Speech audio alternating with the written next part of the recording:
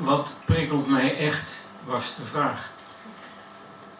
Nou heb ik het afgelopen 1,5 jaar 2 herseninfarcten gehad. Dus iedere prikkel is er 1 te veel. Tot zover het thema van vandaag.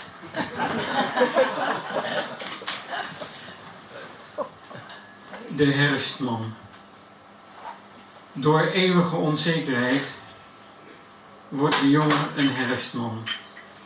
Verwaaid door de waanzin van de wind, vol ingesleten groeven van de regen. Hij spelt alle minuten van de tijd. Nooit laat hij de dagen los.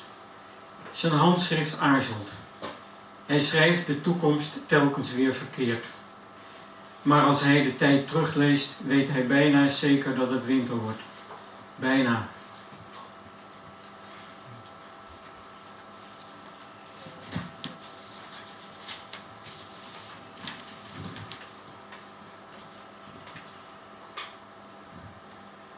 Dood.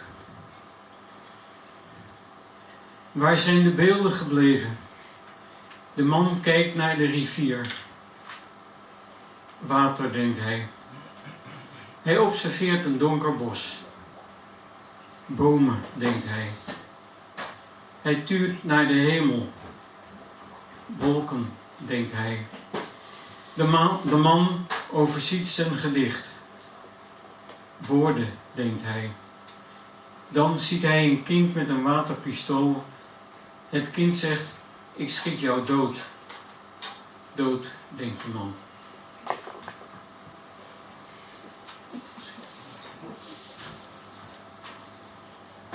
Tot slot Gerrit. We waren jong. We sprongen op de touw en reden als ruiters heersend door de velden.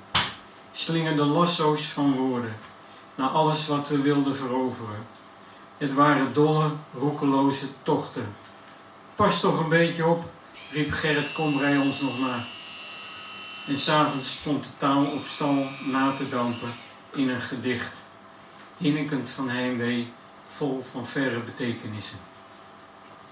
Dank u wel.